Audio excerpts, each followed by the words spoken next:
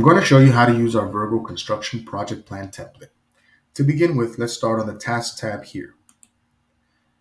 Under Tasks, we already have categories predetermined for you. You can change this if you'd like.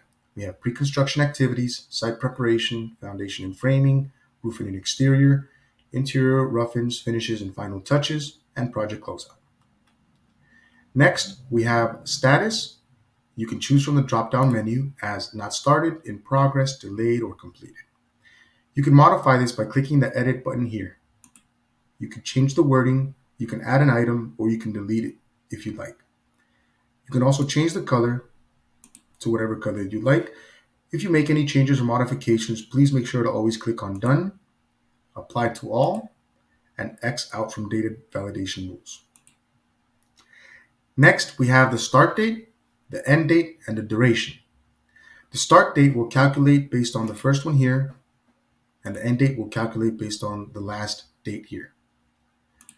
So let me give you an example. If we want to start this on the 2nd, this will modify and change it to the start date on the 2nd. Change it back to the 1st. And this end date is based on the last date that is shown here for the task. In order to modify or change these, you have the start date here.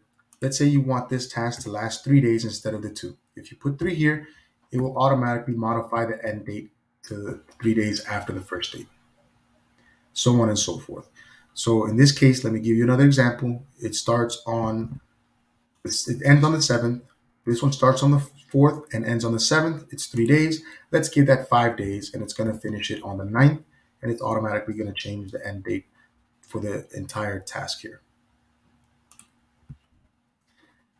So this one would not need any modifications. You would only need to work with this here and this one here, adding the start dates.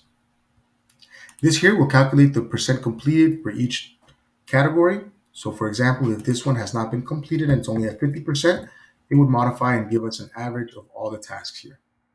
If we have already finished it, we click it as 100% and it will give us the average, which is 100%. And it will do the same for each category as well, going down the list. Under Owner, you could choose from the drop-down menu and you can modify it by clicking the Edit button. You can change the color, change the name, add or remove names as you'd like. Once you've done that, make sure to always click on Done and Apply to All, and then X out from data validation rules. In the next section, we have the predecessor, which means that what task needs to be done before this one. So in this example, we have set up project teams and roles. Before we do that, we need to define the project scope and objectives, which would be the first task. Then we have subcontractors and vendors. You can add here the company that's in charge or who will be working on that task. Then you can add any image files here. And then we have a section at the end for any notes that you want to add. In the next tab, we can go to subcontractors and rentals. Here is where you would add any rental company or subcontractor companies that you use or that you're affiliated or associated with. So the company name goes here, the photos or images, what type. So in this case, this is a subcontractor. If the rentals or consultant, you can change this or modify this with the Edit button here to your liking, add colors, add items, or delete items if you'd like. Once you've done that, make sure you click on Done, Apply to All, and X out from data validation rules. Next, we have the task and the scope. So this is where you would ask the task and scope for each one, if it's a rental or if it's a subcontractor.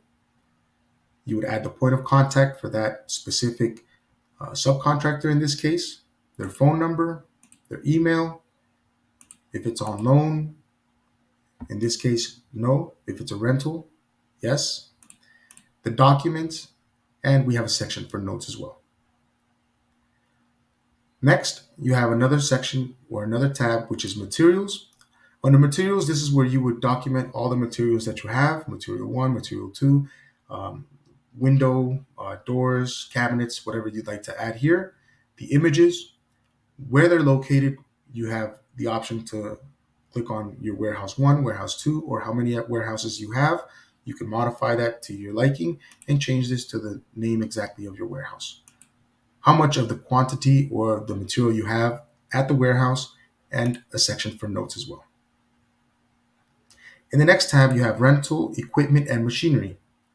This is where you would put the equipment or machine, the image, the renter, which would be either the rental company, company one, whichever company you rented from, estimated arrival date that you asked for the equipment, the date you need the equipment by, the date the equipment actually arrived, and the date that equipment was returned. And here you would track or put any notes that you'd like. And the last tab that we have is under warehouses.